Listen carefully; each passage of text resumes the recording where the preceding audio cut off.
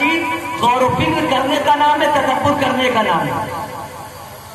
پروردگار نے جب آیت نازل کی ہے جزاء الاحسان الا الاحسان، کیونکہ پروردگار جناب ابو طالب کو لوگ کافر کہتے تھے۔ عزیزان گرامی آج بھی لوگ جناب ابو طالب کو کافر کہتے ہیں، اور کہا یہ جاتا ہے آخری وقت میں جناب ابو طالب سے ان کے جو ہے وہ چچا کہتے رہے کہ چچا جان کلمہ پڑھ لیجیے، لیکن جناب ابو طالب نے کلمہ نہیں پڑھا۔ عزیزان گرامی بات سمجھ میں نہیں آتی کہ جہاں پر بات تیز آواز سے کی جائے وہاں پر لوگوں کو سنائی نہیں دیتی ہے۔ بھائی غدیر خود کا ایک ایسا مقام تھا کہ رسول نے بتایا بھی اور دکھایا بھی، لیکن وہاں کی بات لوگوں کو یاد نہیں، اور کان کی بات جو آہستہ سے گئی وہ بات یاد ہے۔ جو بات تیز سے کہی گئی، سوالات حاجیوں کے مجمع میں کہی گئی، اس بات کو لوگوں نے انکار کر دیا، بات کو بھول گئے، اور جو بات کان میں کہی جا رہی ہے عزیزان گرامی اگر قرآن نگاہ میں ہوتا، قرآن اگر سمجھ کے پڑھتے ہوتے، کیونکہ پروردگار نے کیا کہا ورتل قرآن ترتیلا، قرآن کو جب بھی پڑھو ٹھہر کے سمجھ کے پڑھو۔ عزیزان گرامی اگر قرآن کو ٹھہر کے سمجھ کے پڑھا جاتا تو آج جناب ابو طالب کو کافر نہ کہا جاتا۔ اگر قرآن مجید کو ٹھہر کے سمجھ کے پڑھا جاتا تو جناب ابو طالب کو کافر نہ کہا جاتا۔ عزیزان گرامی اسی قرآن مجید میں جناب یوسف کا واقعہ بہت مشہور واقعہ ہے، مجھے پورے واقعے کی تفصیل نہیں پڑھنا، لیکن ہر مسلمان یہ جانتا، ہر مسلمان اس واقعے کو جانتا، اس واقعے سے واقفیت رکھتا ہے کہ جب جناب موسیٰ کی پیدائش ہوئی، پورا واقعہ نہیں بتانا، صندوق دریائے نیل کے حوالے کر دیا گیا، فرعون کے دربار میں آیا، فرعون کے دربار میں پورا واقعہ نہیں بتانا، بس اشارتاً جو ہے وہ کسی مسئلے تک آپ کو لے جانا چاہتا ہوں۔ جناب ابو طالب کو کافر کہا جاتا ہے۔ اگر قرآن ذہن میں ہوتا، بھائی اگر آپ نے کہا کہ قرآن بھائی آخری وقت میں جب قلم اور دعوات مانگا تو لوگوں نے کہا معاذ اللہ نعوذ باللہ یہ ہتھیان پک رہے ہیں۔ عزیزان گرامی اگر قرآن کافی تھا تو بھائی کم از کم قرآن کو ہی کافی سمجھتے، قرآن کو ہی پڑھتے، لیکن معلوم یہ ہوا کہ قرآن کو کافی سمجھنے والے خود قرآن کو نہ سمجھ سکے۔ عزیزان گرامی بغیر استاد کے کتاب کسی کے سمجھ میں آتی ہے، بغیر استاد کے کتاب کسی کے سمجھ میں آتی ہے۔ تو عزیزان گرامی اگر قرآن مجید پر روشنی ہوتی، قرآن مجید پر نگاہ ہوتی، تدبر ہوتا اور فکر ہوتا تو آج یہ بات نہ کہی جاتی کہ جناب ابو طالب ہے۔ عزیزان گرامی جب جناب موسیٰ دودھ پلانے کی بات آئی تو بہت ساری دائیوں کو بلایا گیا، کسی کا بھی دودھ جناب موسیٰ نے نہیں پیا۔ خود قرآن مجید کا یہ واقعہ میں پڑھ رہا ہوں، ادھر ادھر کا نہیں، اور بہت ساری دائیوں موسیٰ نے کسی بھی دائیا کو دودھ نہیں پیا۔ جناب موسیٰ کی بہن جو جناب موسیٰ کے ساتھ میں تھی، جناب موسیٰ کی بہن نے یہ ظاہر نہیں کیا کہ میں ان کی بہن ہوں۔ جناب موسیٰ کی بہن نے کہا کہ میں ایک عورت کو جانتی ہوں جس کا دودھ یہ بچہ شاید پی لے۔ فرعون نے کہا کہ ٹھیک ہے لایا جائے۔ جناب موسیٰ کی ماں دایا بن کر آئی، ایک درود پڑھے محمد وآلہ پر۔ جناب موسیٰ کی ماں دایا بن کر آئی دودھ پلانے کے لیے۔ عزیزان گرامی قرآن شاہد ہے کہ موسیٰ جیسا نبی جب کسی غیر عورت کا دودھ نہیں پی سکتا تو ہمارا آخری نبی، ہمارا اولو العزم نبی کی جس کو پروردگار نے قرآن جیسی کتاب نازل کی، جس کو پروردگار نے رحمت للعالمین بنایا، جب موسیٰ جیسا نبی کسی غیر عورت کا دودھ نہیں پی سکتا تو ہمارا نبی کسی غیر آغوش میں کیسے پڑھ سکتا ہے؟ ایک درود پڑھے محمد وآلہ محمد۔ جب موسیٰ جیسا نبی کسی غیر عورت کا دودھ نہیں پی سکتا تو ہمارا رحمت للعالمین نبی کسی غیر کے آغوش سے کیسے پتہ پا سکتا ہے؟ کسی غیر عورت کا دودھ کیسے پی سکتا ہے؟ کسی غیر عورت کا دودھ کیسے پی سکتا ہے؟ اچھا جانکاری میں ایک سوال اور ایک نئی چیز آپ کے ذہنوں تک پہنچانا چاہتا ہوں۔ دیکھیے اہل بیت کے ذکر کو مٹانے کے لیے ہر ممکن کوشش کی گئی کہ اہل بیت کے ذکر کو مٹایا جائے، اہل بیت کے فضائلوں کو چھپایا جائے۔ عزیزان گرامی میں ایک سوال کرتا ہوں تمام مسلمانوں سے، بھائی کہا یہ جاتا ہے کہ رسول نے 40 سال کے بعد نبی بنے، بھائی 40 سال تک تبلیغ کی، 40 سال کے بعد اعلان نبوت کیا۔ اب کہا یہ جاتا ہے کہ 40 سال سے پہلے رسول نبی نہیں تھے۔ دیکھیے کہ اہل بیت کا ایک معجزہ یہ ہے، بس میں 20 منٹ سے زیادہ آپ کا وقت نہیں لوں گا۔ اہل بیت کا معجزہ یہ ہے کہ جو اہل بیت کے خلاف بولتا ہے وہ خود اپنے سوال میں الجھ کر رہ جاتا ہے، بے عزت ہوتا ہے، رسوا ہوتا ہے۔ بس صرف غور و فکر کرنے کی بات ہے۔ بھائی کہا یہ جاتا ہے کہ وہ کافر تھے۔ بھائی جناب ابو طالب درود پڑھے محمد، درود پڑھے محمد والے محمد۔ تو عزیزان گرامی غور و فکر کرنے کی بات یہ ہے کہ جب نبی 40 سال کے بعد نبی بنے تو جس نے دودھ پلایا دائی حلیمہ نے۔ بھائی جب موسیٰ جیسا نبی کسی غیر کا دودھ نہیں پی سکتا تو رحمت العالمین جس کو پروردگار نے کبھی طٰہٰ کہا ہو، کبھی یاسین کہا ہو، کبھی مدثر کہا ہو، وہ کسی غیر عورت کا دودھ کیسے پی سکتا ہے؟ اب میں سوال کھڑا کرتا ہوں کہ جو لوگ کہتے ہیں کہ نبی 40 سال کے بعد نبی بنے، میں ان کے لیے ایک سوالیہ نشان کھڑا کرنا چاہتا ہوں عزیزان گرامی کہ جب رسول 40 سال کے بعد نبی بنے، دائی حلیمہ نے بچپن میں پرورش کی، بچپن میں دودھ پلایا، تو اب یہ بتائیے کہ نبی کی پرورش کوئی غیر نہیں کر سکتا، نبی کی پرورش کوئی غیر نہیں کر سکتا، نبی کو دودھ کوئی غیر عورت نہیں پلا سکتی۔ بھائی جب نبی آپ کے کہنے کے مطابق نبی 40 سال کے بعد نبی بنے تو دائی حلیمہ کس کی مسلمان تھی؟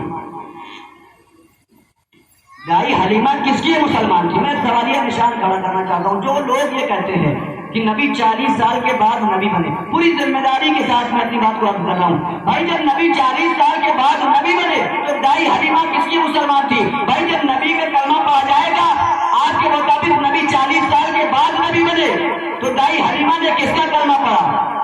کس قبیلے سے تھی وہ؟ جب فوت ہوئی، انتقال ہوا تو دائی حلیمہ کی قبر کہاں ہے؟ عزیزان گرامی آپ غور و فکر کریں، تدبر کریں تاریخ پر، احادیث پر، کہ آج بھی وہ چیزیں موجود ہیں جس رسول نے جس درخت کو چلنے کی اجازت دی، چلنے کے لیے حکم دیا، وہ درخت موجود، ہر چیز موجود ہے۔ جن پتھروں نے رسول کا کلمہ پڑھا، رسول سے باتیں کی، وہ پتھر آج موجود ہے۔ اور تعجب کی بات یہ ہے کہ جس کی گود میں رسول نے پرورش پائی آج اس کی قبر کا نام و نشان پتہ نہیں۔ بھائی دائی حلیمہ کس کی مسلمان تھی؟ بھائی کلمہ تو نبی کا پڑھا نا، لیکن جب آپ کے کہنے کے مطابق نبی 40 سال کے بعد نبی بنے تو دائی حلیمہ نے کلمہ بھی پڑھا۔ تو عزیزان گرامی یہ چھوٹے چھوٹے سوال ہیں، لیکن بہرحال اہل بیت کا معجزہ یہ کہ جو سوال کرتا ہے ان کے خلاف بولتا ہے وہ خود اپنے سوالوں میں الجھ کر رہ جاتا ہے۔ بہرحال میں اپنے موضوع سے الگ عزیزان گرامی پروردگار عالم جناب ابو طالب، کیونکہ زمانہ جناب ابو طالب کو کافر کہتا ہے، معاذ اللہ خاتم نعوذ باللہ، پروردگار عالم نے جناب ابو طالب نے اگر آپ نگاہ کرے تو جناب ابو طالب نے بڑی محنت کی، بڑی مشقت کی اسلام کو پھیلانے کے لیے، بڑی محنت کی، بڑی مشقتیں اٹھائی جناب ابو طالب نے۔ اسلام کی سب سے پہلی مجلس، اسلام کی سب سے پہلی مجلس، سب سے پہلی دعوت جس کو دعوت ذوالعشیرہ کے نام سے جانا جاتا ہے، سب سے پہلی مجلس جناب ابو طالب کے گھر پر، اس کو ہم تمام مسلمان دعوت ذوالعشیرہ کے نام سے جانتے ہیں۔ سب سے پہلی مجلس اور دعوت کا انتظام جناب ابو طالب کے گھر میں ہوا۔ عزیزان گرامی پروردگار عالم نے بھی بھائی چونکہ مولا علی نے جو ہے وہ ہر جگہ پر رسول کی حفاظت کی، تو اب عزیزان گرامی پروردگار نے بھی یہ وعدہ کیا ہے، میرے محمد تمہارے خاطر ہمارے ابو طالب نے بڑی مشقتیں اٹھائی، لہٰذا ہم ابو طالب کو ایسی منزلت بخشیں گے کہ زمانے والوں کا خود منہ بند ہو جائے گا۔ عزیزان گرامی پروردگار عالم نے مولا علی کی ولادت خانہ کعبہ میں کر کے بتا دیا کہ دیکھو ابو طالب کا بیٹا وہ ہے، ابو طالب کا بیٹا وہ ہے جو خانہ کعبہ میں پیدا ہوا اور مسجد میں شہادت پائی۔ عزیزان گرامی خانہ کعبہ میں ولادت پانا اور مسجد میں شہادت پانا یہ صرف ایک ان کا امتیاز ہے، صرف علی کا امتیاز۔ اب عزیزان گرامی جناب ابو طالب نے اکثر جملہ سنتے ہیں کہ جناب ابو طالب نے دو بیٹے پالے، ایک محمد بنے اور ایک علی بنے۔ ادھر ابو سفیان نے 2 بیٹے پالے، ایک یزید بنا، ایک معاویہ بنا۔ عزیزان گرامی، اس حدیث ہے کہ پالنے والے اپنے جیسا بنا دیتے ہیں۔ رسول کی حدیث ہے کہ ہر بچہ فطرت اسلام پر پیدا ہوتا ہے، پالنے والے اس کو اپنے جیسا بنا دیتے ہیں۔ اگر معاذ اللہ نعوذ باللہ جناب ابو طالب کافر ہوتے تو ایک بیٹے کو رسول کا خلیفہ اور دوسرے کو نبی کیسے بناتے ہیں؟ بھائی چونکہ پروردگار نے خود قرآن مجید میں وعدہ کیا کہ ہر جزاء الاحسان الا الاحسان، احسان کا بدلہ احسان ہے۔ عزیزان گرامی، اہل بیت علیہ السلام نے بڑی قربانیاں دی اسلام کو پھیلانے کے لیے، پروردگار کی تبلیغ کے لیے۔ اسی لیے پروردگار عالم نے قرآن مجید میں وعدہ کیا، فاذکرونی اذکرکم، تم میرا ذکر کرو میں تمہارے ذکر کو باقی رکھوں گا۔ عزیزان گرامی، چونکہ پروردگار عالم نے قرآن مجید میں یہ وعدہ کیا ہے کہ تم ہمارا ذکر کرو میں تمہارے ذکر کو تا قیامت تک باقی رکھوں گا۔ تو عزیزان گرامی، اہل بیت علیہ السلام نے جو بھی قربانیاں دی وہ پروردگار کے لیے دی، تو پروردگار نے یہ بھی وعدہ کیا کہ ہم تمہارے ذکر کو تا قیامت تک باقی رکھیں گے۔ بس ارباب اعضاء، میں نے فضائل کی عبادت کو مکمل کیا۔ ارباب اعضاء، یہ 3 ایام جلدی جلدی ہمارے درمیان سے گزرتے چلے جا رہے ہیں۔ ارباب اعضاء، آپ دیکھیں کہ اتنے ایام ہمارے درمیان سے کس طریقے سے گزر گئے، ہمیں پتہ نہیں چلا۔ پہلی محرم سے آج 40 گزر گئی، لیکن پھر بھی ہم دل کھول کے اپنے حسین پر گریہ نہ کر پائے۔ مولا، ہم سے جو بھی غلطیاں ہوئی ہوں اسے معاف کر دیجیے گا۔ مولا، ہم گناہ گار آپ کے چاہنے والے ہیں۔ مولا، اگر ہم آپ کو آپ کے مال کا پرسہ نہ دے سکے مولا تو ہمیں معاف کریے گا۔ مولا، آئندہ سال اگر ہم زندہ رہے تو اسی جوش و خروش کے ساتھ مولا ہم آپ کی عزاداری دوبارہ کریں گے۔ ہاں ارباب اعضاء، یہ جو ایام چل رہے ہیں یہ اسیر اہل عالم کی رہائی کے ایام چل رہے ہیں۔ ارباب اعضاء، تاریخ بتاتی ہے کہ جب قافلے کو رہا کیا گیا تو سید سجاد کو یزید نے بلایا اور بلانے کے بعد کہا ہم نے تم کو رہا کر دیا ہے، تمہارا دل چاہے تو یہاں رہو اور اگر تمہارا دل چاہے تو مدینے جاؤ۔ ارباب اعضاء، تاریخ بتاتی ہے کہ سید سجاد جناب زینب کے پاس آئے اور آنے کے بعد کہا کہ اماں یزید نے ہمیں رہا کر دیا ہے اور یہ کہتا ہے کہ آپ کا دل چاہے تو یہاں رہیں اور آپ کا دل چاہے تو آپ مدینے واپس چلے جائیں۔ ارباب اعضاء، تاریخ بتاتی ہے کہ جناب زینب سجاد کا بیٹا سید سجاد یزید سے کہہ دو کہ سب سے پہلے ابھی ہم نے اپنے بھائی کے اوپر ماتم نہیں کیا ہے، ہم اپنے بھائی کو دل کھول کے پرسہ دینا چاہتے ہیں۔ اب اعضاء، تاریخ بتاتی ہے کہ یزید نے گھر خالی کرایا اور گھر خالی کرانے کے بعد یزید نے جملہ کرنے لگا کہ اگر آپ کہیے تو ہم آپ کے جتنے بھی سامان لوٹے گئے ہم ان کو واپس کرتے ہیں۔ جناب زینب نے سید سجاد سے کہلوایا، بیٹا سید سجاد یزید سے کہہ دو کہ ہمیں کوئی سامان نہیں چاہیے، صرف جو ہمارے شہداء کے سر ہے ہمارے وہ سر واپس کر دیے جائیں۔ ارباب اعضاء، تاریخ بتاتی ہے کہ جناب زینب جو ہے وہ شام میں فرش ازر 3 دن تک بچھائی گئی۔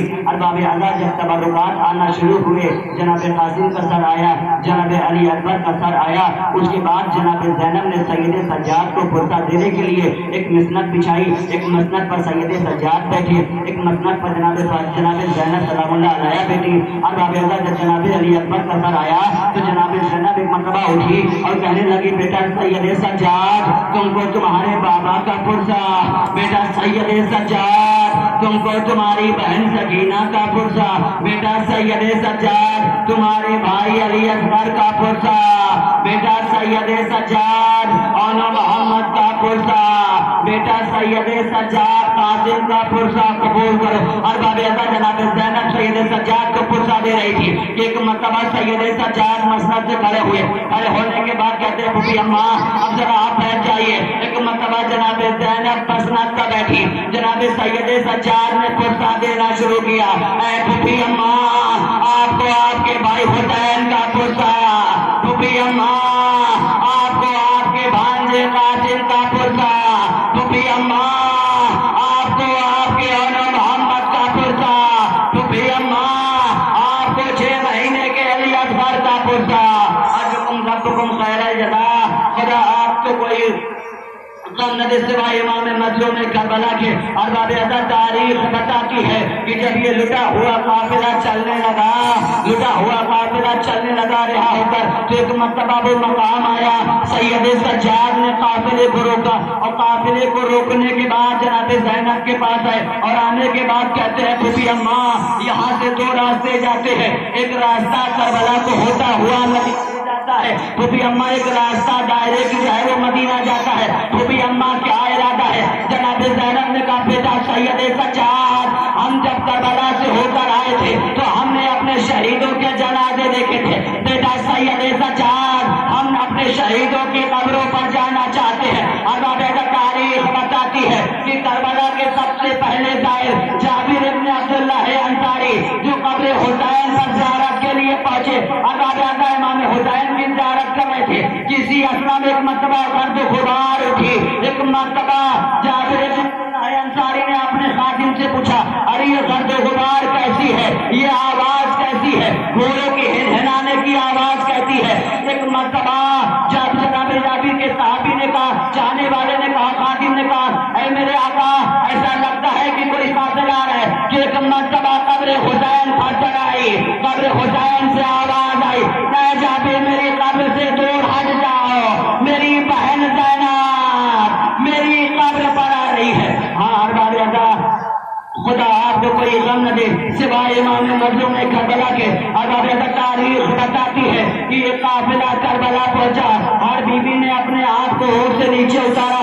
अरबाब तारीख बताती है हर बीबी ने अपने आप को ऊँट से नीचे गिराया, नीचे उतारा। लेकिन अरबाब तारीख बताती है कि जब जनाब ज़ैनब अपने भाई हुसैन की कब्र के पास पहुंची तो एक मर्तबा ऊँट से अपने आप को कब्र हुसैन पर गिराया, और गिराने के बाद बयान करने लगी, ऐ मेरे भैया हुसैन मुझे माफ करना, सब गिला तो करना, लेकिन तुम्हारी अमानत जो तुमने हमें वक्त रुखसत दी थी, ऐ मेरे भैया मैं बहुत शर्मिंदा हूँ, मैं तुम्हारी अमानत को सही हिफाजत न कर सकी।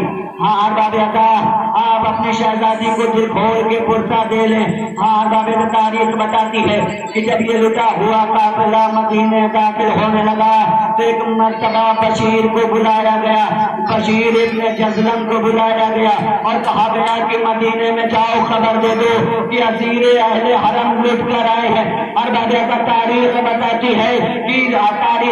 है कि जज़लम जो है वो मदीने में बशीर पहुंचा, और पहुंचने के बाद ये ऐलान करना शुरू किया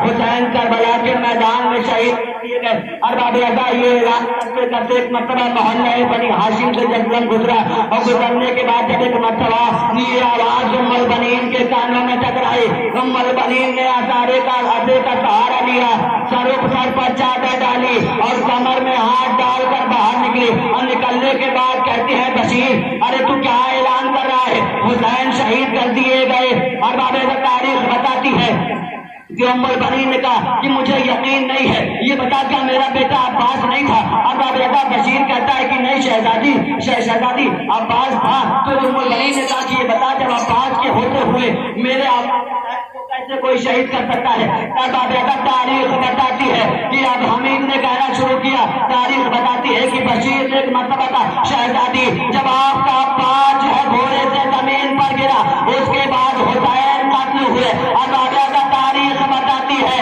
कि शहजादी ने पूछा कि ये बता मेरा अब्बास घोड़े से कैसे गिरा, तो अभी जो है वो बशीर ने बताना शुरू किया कि अब्बास के सर पर गोश्त लगा, अब्बास घोड़े से जमीन पर तशरीफ लाए। और बाबा शहजादी ने पूछा ये बता कि जब मेरा अब्बास घोड़े से जमीन पर आया तो किस तरह आया। और बाबा तारीख बताती है कि बशीर ने बताया शहजादी जब अब्बास घोड़े से जमीन पर आए तो दोनों हाथ काट चुके थे, सीने के बल जमीन पर आए। अजकुम रब्बुकुम खैर जज़ा, खुदा आपको कोई कम न दे सिवाय इमाम मजलूम करबला के। बस आपके जो है वो इबादत को तमाम करना और चंद जुमले और दिल मसाइब को खत्म करा। और तारीख बताती है कि ये काफिला मज़ार नबी के पास आया, तमाम बीबियां गई मज़ार नबी से होकर आई। एक मर्तबा जब रौदा नबी खाली हो गया तो जनाब ज़ैनब और बाबा अल्लामा मजलिसी बयान करते हैं کہ جناب زینب اس طریقے سے نانا کی مزار پر گئی کہ جس طریقے سے جناب علی اکبر کے قریب مولا حسین گھٹنیوں کے بل گئے، ایڑیوں کے بل گئے. اور رابطہ تاریخ بتاتی ہے کہ جناب زینب گھٹنیوں کے بل روضہ رسول پر پہنچی اور پہنچنے کے بعد فریاد کرنے لگی، نانا آپ کی امت نے بہت پریشان کیا، نانا چادریں چھین لی گئی، بازاروں میں بے پردہ گھمایا گیا. اور بابیادہ ایک مرتبہ ایک فکرہ کہا جناب زینب نے، کہا نانا کاش اگر آپ کے بغل میں دو نامحرم نہ لیتے ہوتے، نانا میں اپنی آستین کو اٹھا کر دکھاتی کہ کس طرح تازیانوں کے نشان اور اتمام کے نشان تھے. انا للہ و انا الیہ راجعون.